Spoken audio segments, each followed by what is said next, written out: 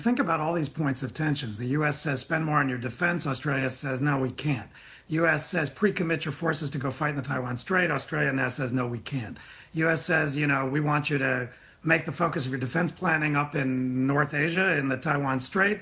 Australia says no, that's not where our historical focus has been.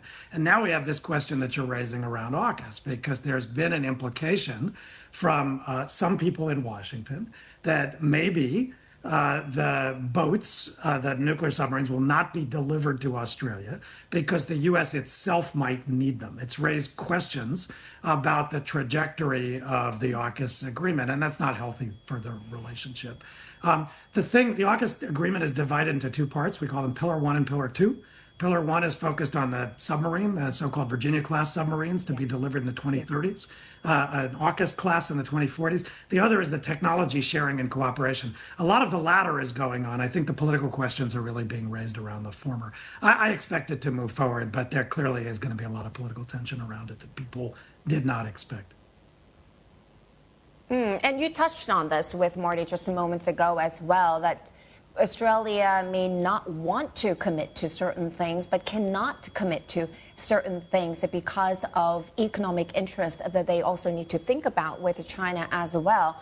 And again, this is not just about Australia, but it is really happening pretty much across the board. A lot of countries are feeling the need to hedge themselves on a greater level because of the areas that they cannot really give up on, and perhaps that can explain why Albanese is in China as well. Yeah, in Australia's case, I think the obstacle is more political than its economic relationship with China. It's that Australian governments, as I said earlier, simply don't want to outsource sovereign choices about where Australian military forces and assets are committed. Mr. Conroy, the defense industry minister, said that'll be up to the government of the day. In other words, we don't pre-commit, but we may or may not make decisions later, depending on who's in power and the circumstances. And as you're implying, that reflects where a lot of other American allies and partners are positioned. From the standpoint of a lot of folks in Asia, there's an irony in this. The United States still formally has a policy of strategic ambiguity about what it would do in the event that the balloon goes up in the Taiwan Strait.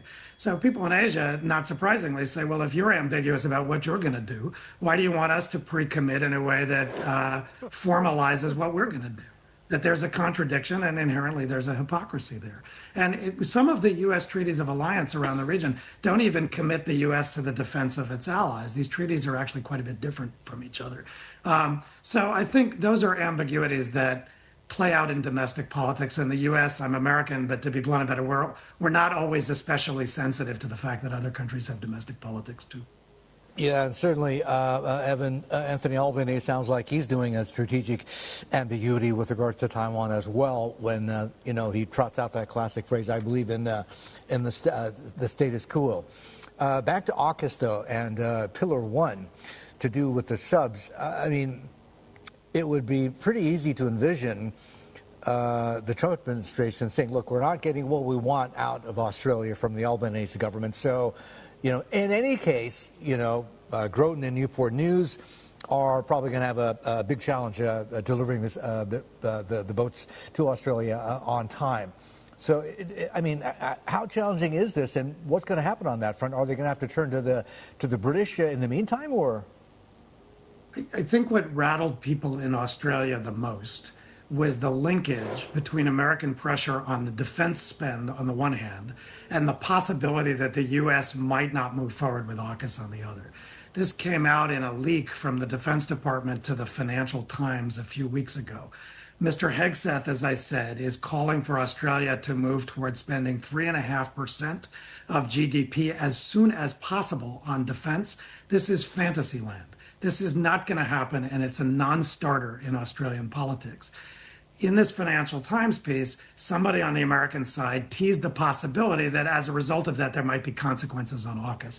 I think in Australia, the view is that that's something of a betrayal, and that that's a kind of issue linkage that Australians really don't expect from their closest security partner. So that, too, has fed a little bit of this tension. I don't want to overstate this. The United States and Australians were mates. Australians have fought side by side with Americans in every war since the Battle of Hamel in 1918, when American forces, for the first and I think only time in American history, actually fought under a foreign commander, under General Sir John Monash, an Australian commander. So this relationship is very close, but I think these kinds of explicit issue linkages and the idea that the United States is pressuring an ally this overtly, and especially one that's actually moved in the direction the United States wants to see in its skepticism and ambivalence about China at the strategic level, has been quite combustible in Australian domestic politics. And that will accelerate if the United States doesn't become a little more subtle and nuanced in its approach. That's what Prime Minister Albanese is getting at.